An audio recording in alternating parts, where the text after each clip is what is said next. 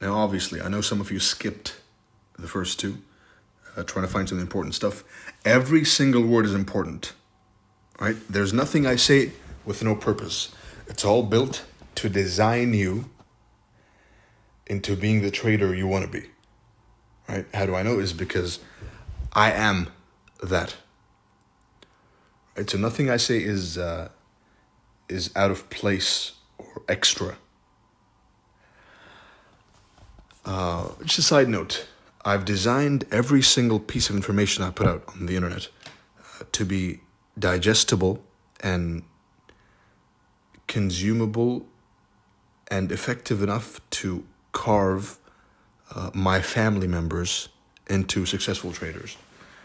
Right? So I don't do this for random internet strangers. I do it for my family. Right? So as I'm producing this, I have my family in mind. Right? What would make it easy for them to find success in trading?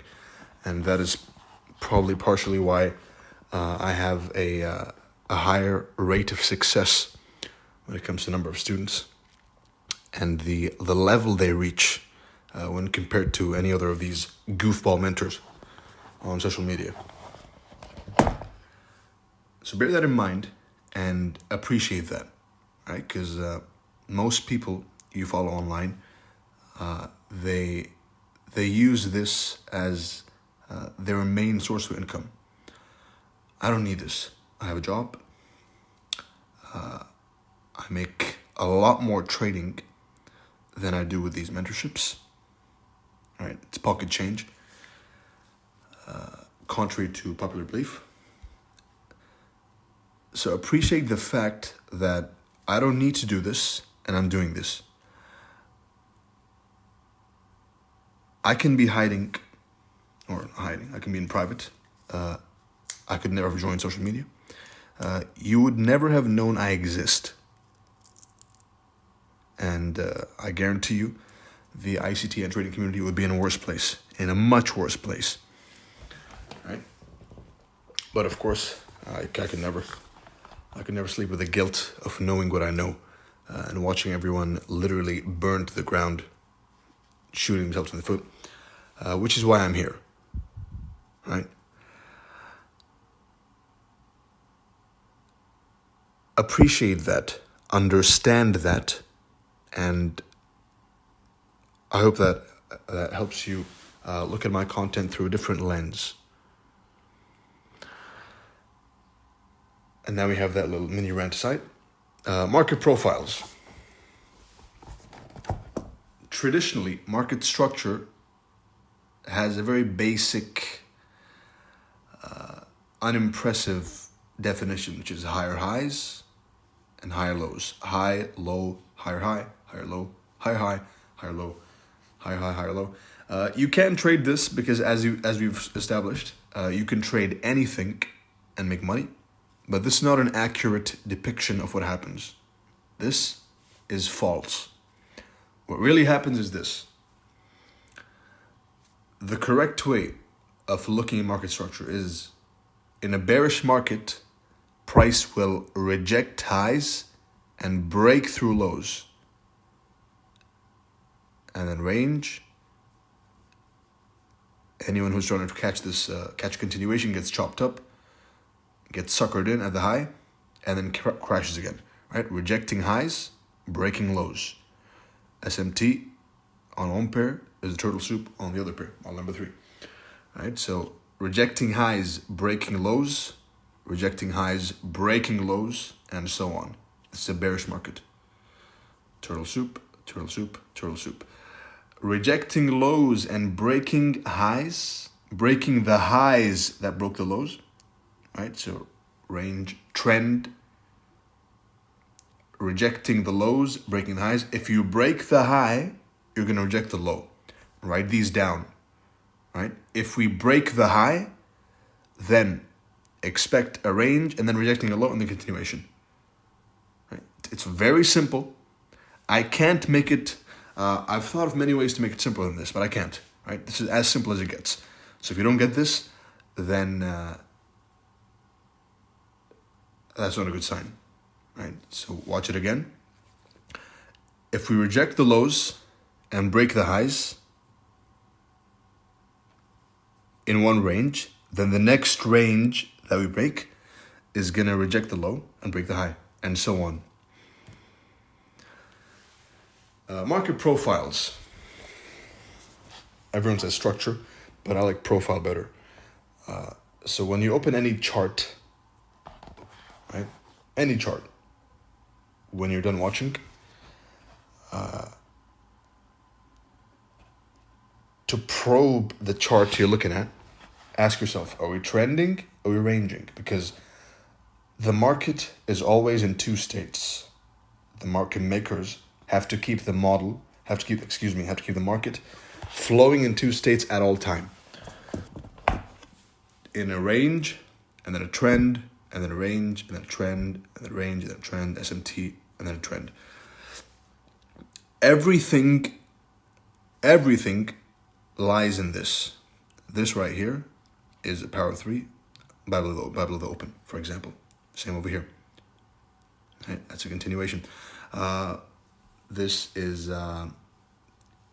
chop, generation of interest in this range to trip their positions and then rally. Right? So trend, range. A range is when the market is visibly consolidating. So it's going up and down between two price levels. Right? So it's stuck between two price levels. That's a range. If it's breaking out of price levels and retesting them to rally again, then it's trending. It's that simple. Now we move on to advanced market profiles, right? As back as the 1800s, you have Dow theory, right? A lot of these mentors teach you, or they try and teach, because they frankly suck at it, but they try and teach market structure. If you ask them where did it start, they have no idea. Right? It all started with Charles Dow. High, low, higher high, higher low, higher high, lower low. This marks the end of the uptrend and the start of the downtrend. However, this is a perfect picture, but this is the common mistake that most educators make, right? You don't see the importance, and they never put the importance on specific highs and lows. This high is irrelevant. This low is irrelevant, right?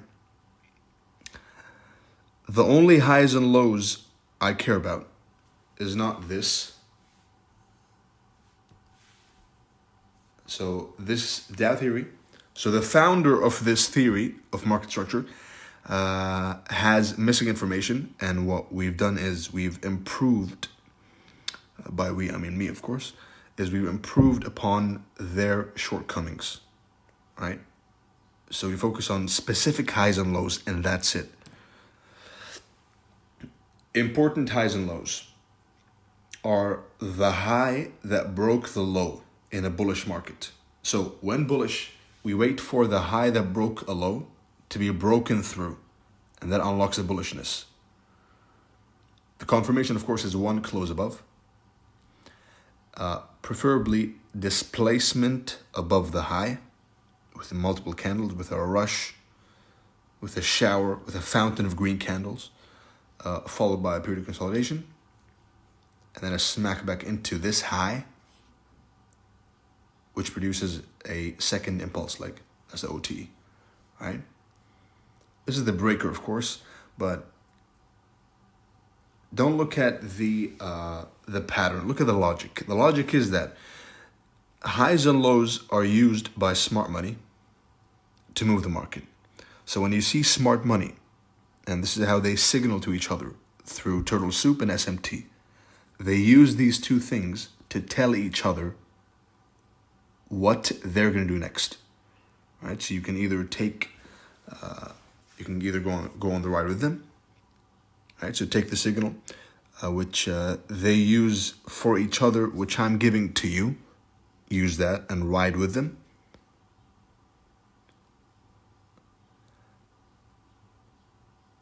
Or wait for the SMT, right? Either turtle soup or the SMT, because the SMT is the turtle soup. When you see a market rejecting a low, that means the low is sponsored by smart money and it rallies. When you see price breaking through a high, now we know that turtle soup is trying to sucker people in above highs to smack it back down. So when you see it not being used for that, then you know that they don't have an interest in selling above this high, and they have an interest in selling higher somewhere, right? So from high to high on the left side of this chart, another high, and so on. All right, so what we're doing is we're probing the highs and lows to get a sense of the signals of where smart money, the market makers, the market owners want to move the market. When bearish, we wait for the low that broke a high to be broken through. So they show us intention of bearishness by rejecting the high, and they show us an intent of continued bearishness by smacking through the low. So they show no intention of defending this low. When you enter a trade, ask yourself, am I sponsored by the market owners, by smart money? Is my low being rejected, or is this being disrespected? And if the low you're trying to buy is being disrespected, why are you buying? You don't have enough capital to move the market, right? So you need to wait for their confirmation. You have to watch out and keep an eye out for their sponsorship.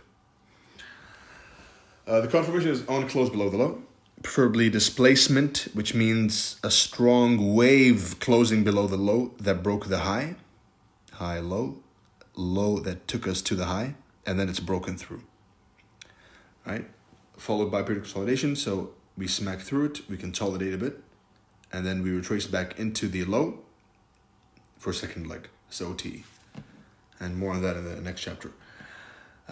Here's a depiction of how the markets move.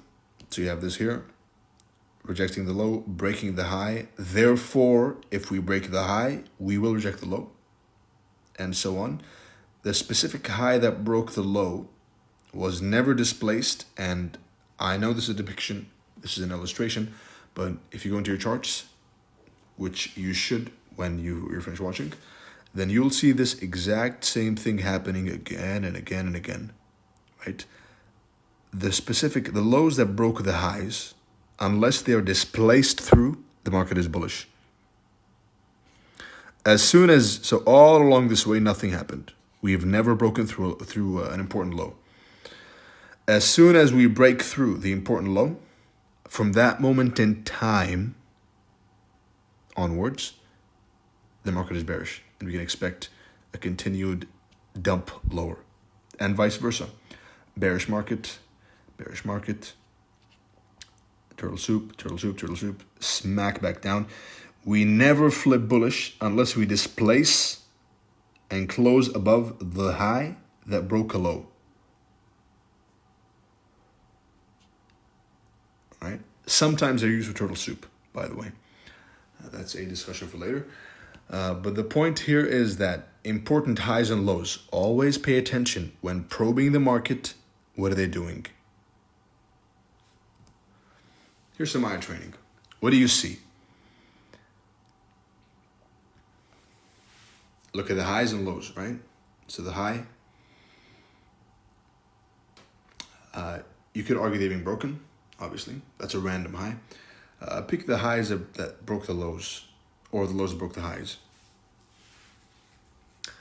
In this instance, you have this high over here. Have we closed above it? Yes. Have we rejected the low? Turtle soup. Yes. If we're rejecting the low and we're breaking through the high and disrespecting bearish PD arrays, it's a breaker, right? The down close candle that caused the bullish purge, breaker. Disrespecting the breaker, right? So we're breaking highs and we're rejecting lows. What does that mean? That means we're bullish and we're waiting for a smack down below low to rally higher. So we're respecting the lows. They're breaking through the highs, break the high, disrespect the rejection block, close above the high that broke the low. Right? From this moment onwards, we're bullish. Right? And you pair that, of course, with this range, chop, chop, chop, chop, sell side, buy side, we smack into it, everyone's bearish, buy here and rally. And I bought this, by the way. It's not some hindsight trade. This is a trade I actually took by myself. You can look in my the Telegram media. You'll see it. All right. Eventually, you'll have the ability to buy at the low itself. That's simple. With time. But for now, just get used to marking the highs and lows. Which one is being rejected? Which one is being broken? And of course, a nugget is that the false market structure shift usually gives the strongest and most impulsive price legs. One-sided movements. That's one way to catch them. Another one. Market structure shift. Yes or no? Anyone who is credible in the school of market structure in the world will tell you that this is a bullish shift. And they would all be wrong. Right? The market structure pattern traders are wrong. If they're objective, they'll admit to it and come and learn. Turtle soup, as they should. But they won't. The human being is an arrogant creature. So I don't expect much from them. However, you guys who've joined me on this endeavor, I expect you to at least have traces of critical thinking left in you. Ask yourself, forget everything. What is this? This is a low. This is a high. This is the high that broke the low. Or this one too. Right? Swing high, broke the low. We closed above it. We displaced above them both. Why did this fail?